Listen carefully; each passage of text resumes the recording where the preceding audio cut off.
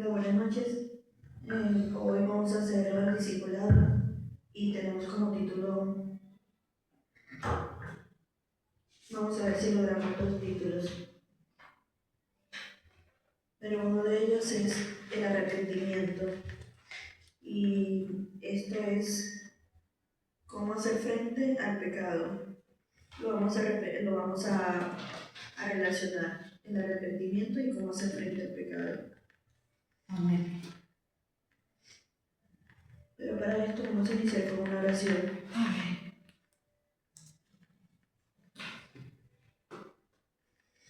Amado Dios, Padre, te suplicamos, Señor, que tomes control, Señor, de este discipulado, Señor, que seas tú colocando las palabras en mi boca, Señor, para que seas tú guiándome y que las personas que están aquí viéndonos, Señor, a través de la pantalla y aquí los que están presencialmente, Señor, puedan entender tu palabra, Señor, y que no me miren a mí, sino que te miren a ti, Señor, dentro de mi Padre amado. Por favor, Señor, ayúdanos, Padre amado, porque queremos aprender más y más de tu palabra en profundidad, Señor. Gracias por escucharnos, amado Dios. Bendito sea tu nombre.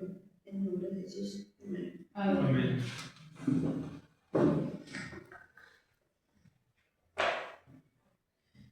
Bueno, tenemos algunos textos bíblicos. Podemos ir buscando en Mateo capítulo 4, versículo 17. Ese es el texto base. Mateo capítulo 4, versículo 17.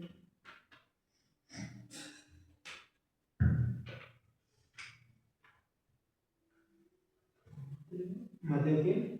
Mateo 4.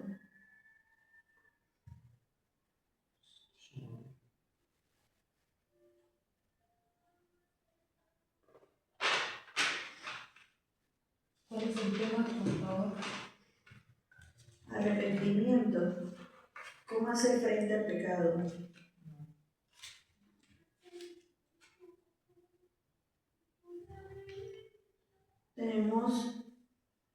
El objetivo de este estudio es comprender bíblicamente qué es el arrepentimiento, pero un arrepentimiento verdadero, su relación con el perdón y cómo vivirlo de manera práctica en la vida cristiana.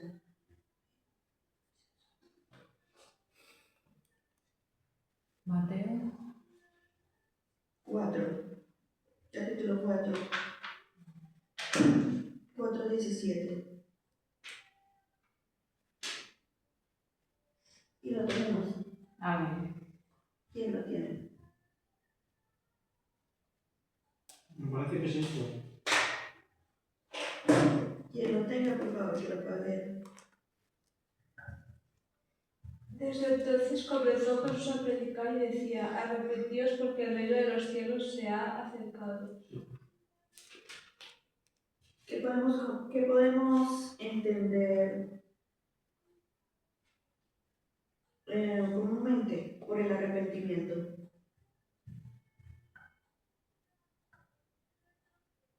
A ver, yo personalmente el arrepentimiento, yo lo entendería como alguien que está reconociendo los errores que hace e intenta tener que corregirlos.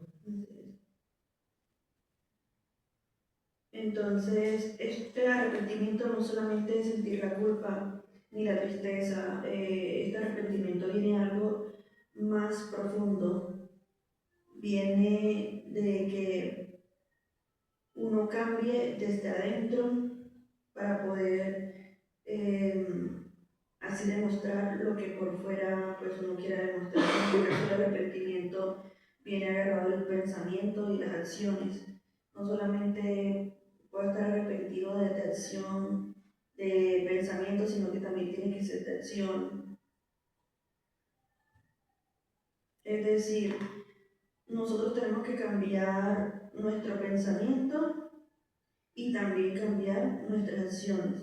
Son dos complementos totalmente diferentes.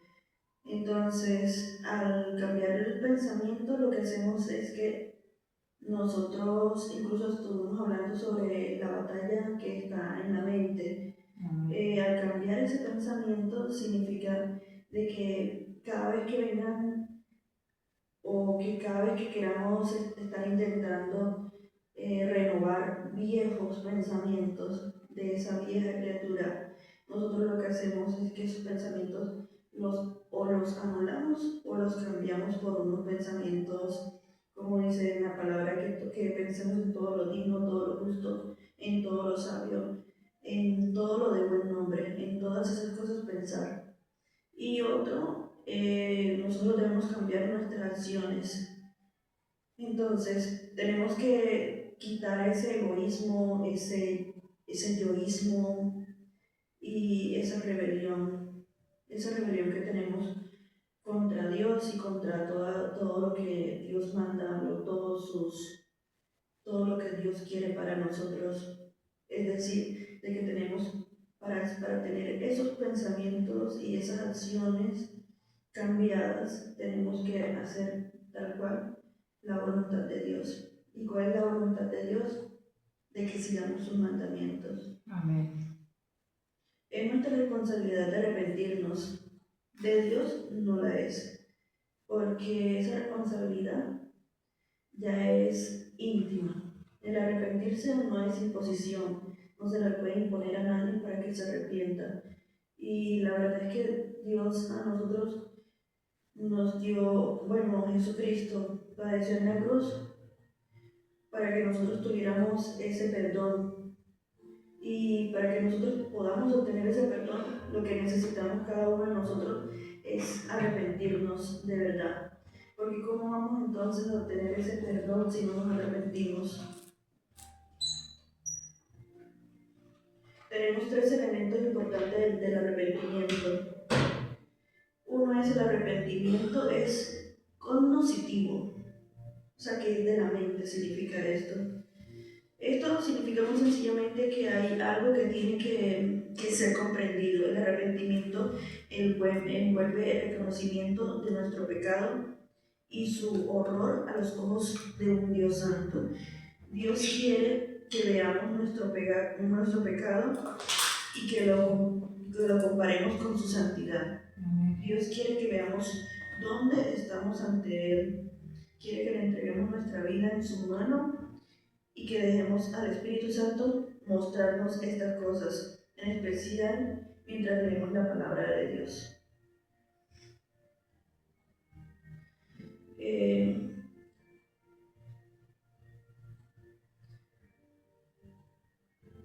Aquí en esta parte que dice tres elementos importantes del arrepentimiento. Ya vimos el arrepentimiento que se viene de la mente, que es el cognoscitivo. Espera un momento para ver si tengo aquí.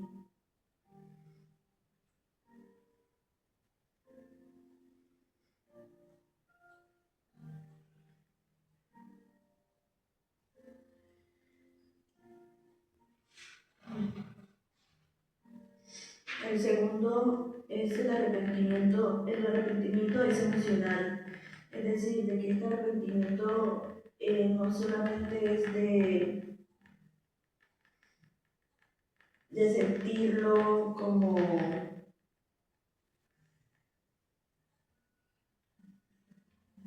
quien solo cuando llegamos al punto de recibir perdón,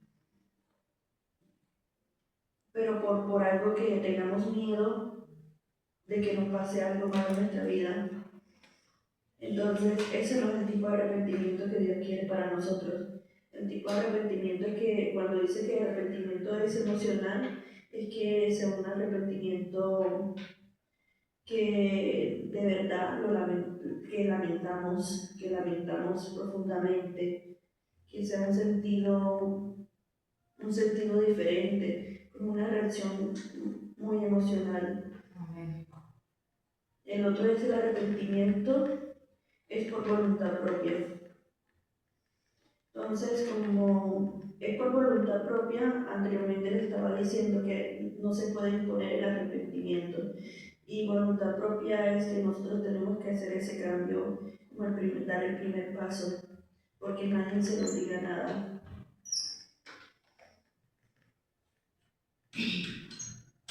Aquí tenemos Ya que vemos los puntos del arrepentimiento, lo vamos entonces a comparar o lo vamos a relacionar, mejor dicho, con el poder del perdón.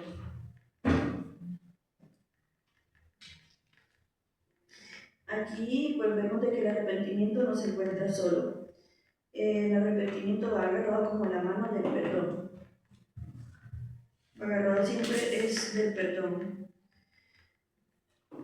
Existe solo una manera para deshacernos de nuestro pecado y eso es por la boca. Es decir, confesar, hablar, no quedarnos callados en el momento de decir, Dios, te entrego mi vida, te entrego todo mi ser, te entrego mi tiempo, Amén. perdóname y límpiame. Eso es lo que tenemos que hacer, es con una confesión que hacemos delante de Dios. Y tomamos a Jesús, cuando tomamos a Jesús como nuestro Señor y Salvador, es ahí cuando nos arrepentimos. Esa es la única manera, cuando tomamos a Jesús como nuestro Señor y Salvador, cuando hablamos, cuando abrimos nuestra boca, cuando lo declaramos. Y al momento de declararlo, ahí inmediatamente vamos a ver el perdón de Dios. Amén. Podemos buscar en 1 Juan, capítulo 1. Los versículos son 7 y 9. 1 Juan 1.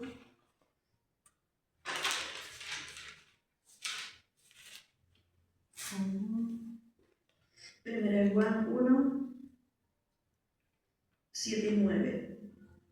Que lo tenga por favor para ayudar. Vale, primera de Juan 7:9 dice la palabra de Dios.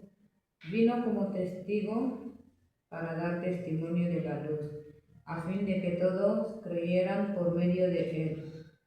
Juan no era la luz, sino testigo de la luz. Hasta el 9, ¿verdad? Sí. La luz verdadera, la que ilumina a toda la humanidad, venía al mundo. Así es.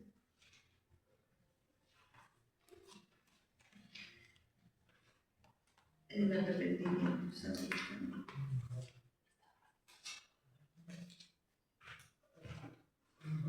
Esta relación del arrepentimiento con el perdón son inseparables. El arrepentimiento, como les estaba diciendo, abre la puerta al perdón. Y aquí como lo vemos. Y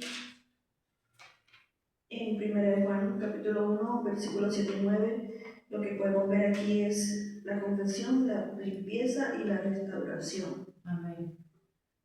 Podemos buscar en Isaías capítulo 1, versículo 18.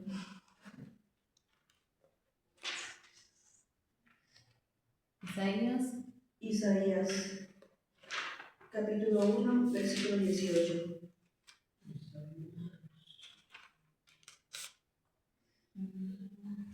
En Isaías lo que vamos a encontrar es que Dios no solo perdona, sino que Él borra.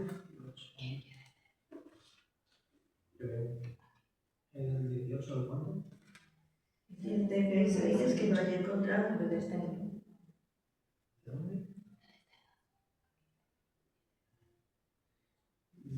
Venid luego, dice el Señor, y disputamos esto, aunque vuestros pecados sean como la grana, como la nieve, y serán emblanquecidos, aunque sean rojos como el carmesí, vendrán a ser como la blanca lana. Si estáis dispuestos a obedecer, comeréis de lo mejor de la tierra. Pero si no estáis dispuestos y sois rebeldes, seréis devorados por la espada. La boca del Señor ha dicho. Amén. 1:18, así es. Aquí lo hemos visto, que bello es Dios de que no solamente nos perdona, sino que borra. Es decir, de que no son como, Dios no es como el ser humano, de que hoy la verdad es que no sé si les ha pasado, pero hoy le puedo perdonar a una persona, Pero mañana si esa persona entonces me la encuentro y de pronto cae en el mismo error, yo le voy a decir, viste, te lo dije, otra vez lo hiciste. Lo que hace Dios es que hace un borrón y cuenta nueva. Amén. Él se olvida definitivamente de eso. Es una restauración total que Él hace con todos nosotros, con todos. Pero todos, me refiero a los que están arrepentidos. Por eso es la importancia del arrepentimiento, que el arrepentimiento nos lleva al perdón de Dios. Entonces, aquí en Romanos 8:1 dice que ninguna condenación hay para los que están en Cristo Jesús. No sé si tienen alguna... Pueden ir un momentico a Romanos 8:1.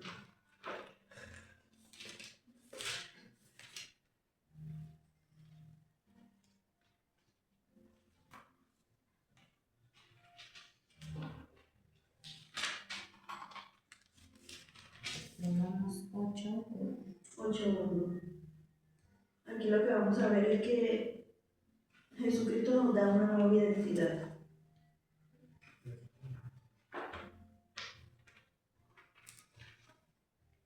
¿Lo leemos en nuestra versión? Sí. ¿De cuál va?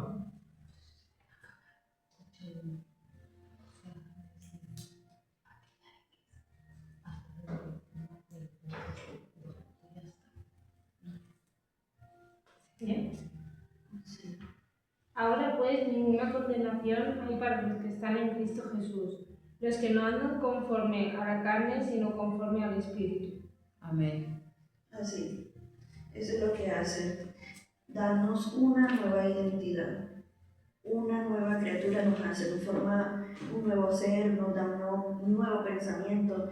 Incluso si alguno de ustedes alguna vez no pueden como con esos pensamientos, lo único que tienen que hacer es pedírselo a Dios, pedirle que le ayude, porque esos pensamientos a veces nosotros no los podemos deshacernos así como que por nuestra propia fuerza, sino que hay que pedirle ayuda a Dios para que por medio de su Espíritu Santo Él nos renueva, Él nos transforma. Amén. Y nos hace ese nuevo pensamiento, nos hace, mejor dicho, nos hace pensar en lo que Él quiere que nosotros pensemos, nos hace actuar en lo que Él quiere que nosotros actuemos. Amén.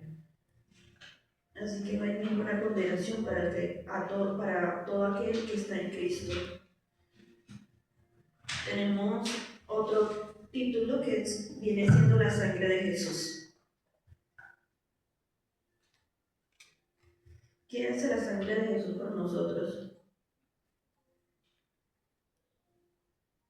Ese es otro título que tenemos nosotros aquí.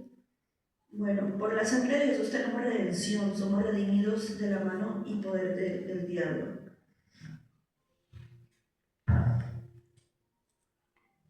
Por la sangre de Jesús todos nuestros pecados son perdonados si los confesamos. Amén. Eso es lo que le estábamos diciendo anteriormente. Al caminar en la cruz con Jesús, su sangre nos limpia continuamente de todo pecado. Bueno, si lo relacionamos entonces, nos arrepentimos. Dios nos perdona y Dios nos da un poder que viene siendo la sangre de Jesús. Es como si fuera un arma que nos da, pero las personas que se arrepienten y al momento de que Dios le da ese perdón a esas personas. Entonces, seguimos hablando de esta gran poderosa arma que es la sangre de Jesús. Por la sangre de Jesús somos justificados, hechos justos, tal como si nunca hubiéramos pecado. Estamos vestidos con su justicia. La persona que confía en Cristo llega a ser en Cristo todo lo que Dios requiere que esa persona sea. Todo lo que nunca pudiese llegar a ser por sí misma. Por la sangre de Jesús tenemos acceso a la presencia de Dios a cualquier hora, para obtener misericordia y ayuda, en especial en tiempos de necesidad. Vamos un momento a Hebreos 10.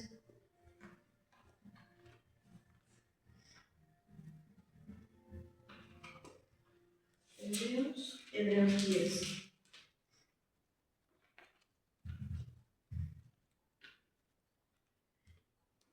Hebreos 10, versículo 19 y 20.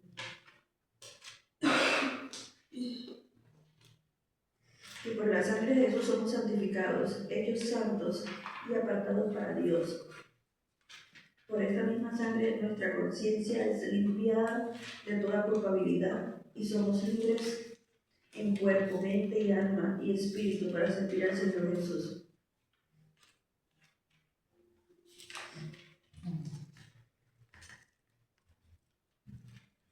Entonces, Hebreos capítulo 10, versículo 19 y 20.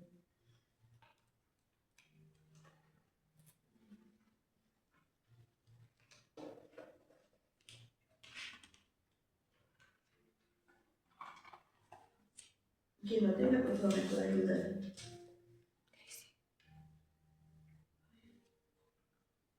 Así que, hermanos, tenéis libertad para entrar en el lugar santísimo por la sangre de Jesucristo, por el camino nuevo y vivo que Él nos abrió a través del velo, esto es, de su cuerpo.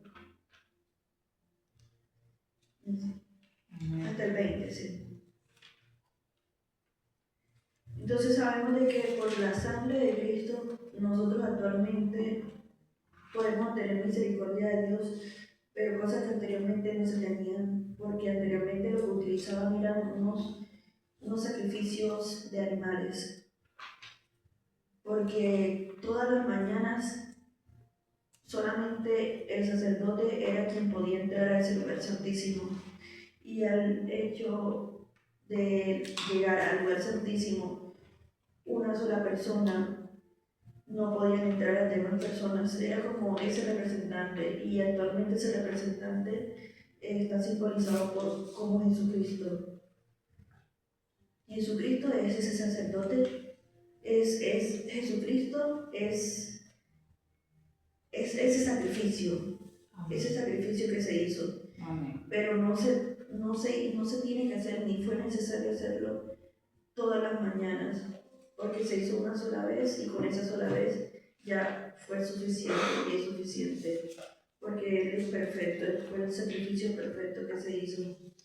Entonces, anteriormente le comentaba de que entraba ese sacerdote al lugar santísimo, pero ahora nosotros, por la gracia y la misericordia de Dios, podemos entrar a ese lugar santísimo. Amén. Cuando nosotros queramos. En cualquier momento, cualquier lugar, a cualquier hora, podemos entrar a ese lugar santísimo. Es decir, tenemos una comunión directa con Dios, cosa que anteriormente no se tenía. Pero por gracia de Jesucristo, que murió en la cruz y que se dio como ese sacrificio vivo, porque nosotros podemos tener esa comunión con Dios de todos los días y a cualquier hora, a cualquier momento. Amén. Bueno, dice, Cristo Jesús vino como ofrenda sin pecado, derramó su propia sangre y dio su propia vida, para que todos los que en Él crean y le confiesen como Señor, no necesiten morir por su propio pecado. Hizo una manera de aniquilar nuestros pecados, pagó el precio por ello y obtuvo redención eterna a través de su muerte en la cruz. Lo dice en Colosenses capítulo 1, versículo 13 y 14. Colosenses capítulo 1, versículo 13 y 14.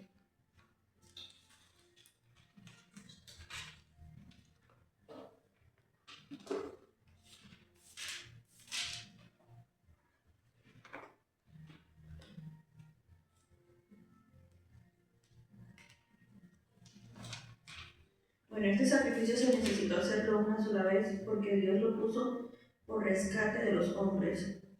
Este fue el costo necesario para que nosotros llegáramos a estar sin pecado ante los ojos de Dios. Dios estableció la muerte como condena por el pecado y luego pagó el rescate enviado a su propio Hijo al mundo para derramar su sangre y morir por nosotros. Si aceptamos a Jesús como nuestro Señor y Salvador, entonces podemos valernos de esta obra y ser rescatados del reino de las tinieblas y pasar a ser parte del reino de Dios.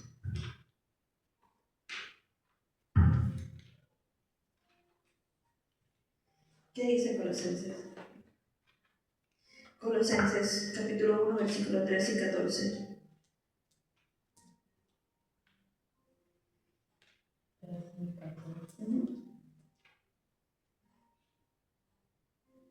Dice así la palabra de Dios.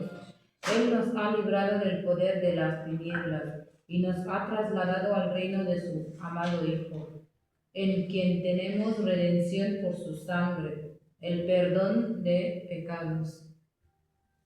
Así. ¿Cómo afecta la sangre de Jesús en nuestra vida diaria?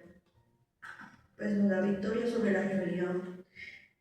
Y Jesús derramó su sangre a través de la corona de espinas, la sangre de sus azotes o latigazos, y la sangre de Jesús fue derramada en la cruz del Calvario. Amén. Esos son unos puntos que podemos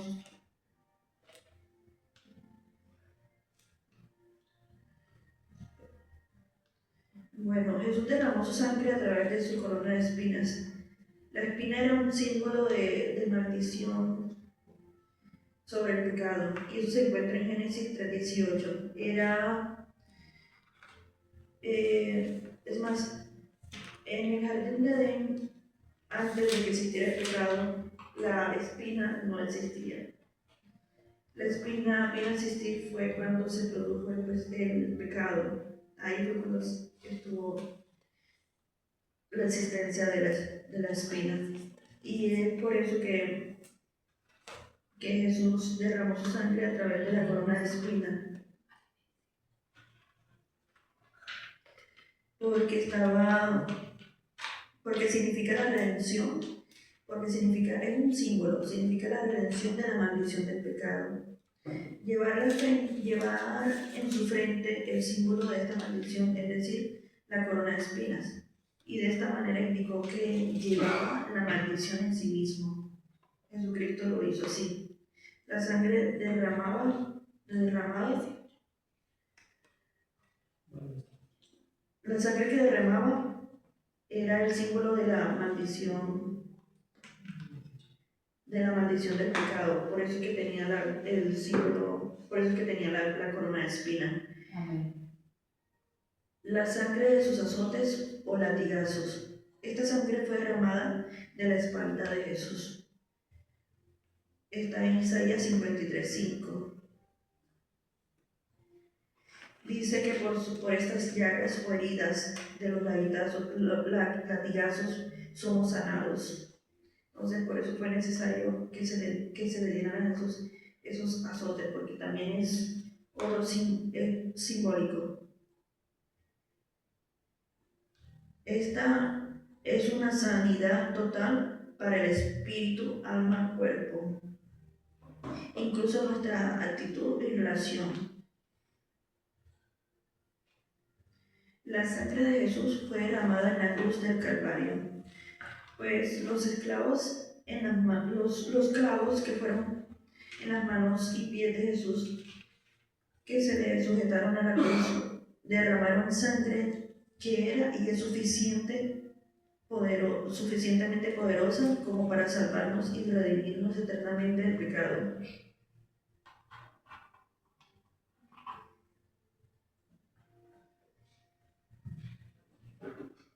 Bueno, este fue el tema de hoy. Amén.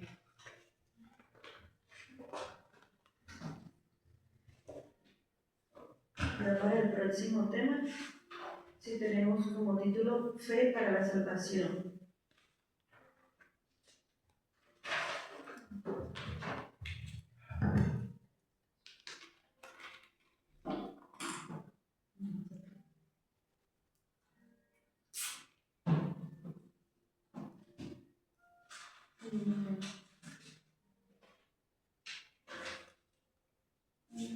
Amén.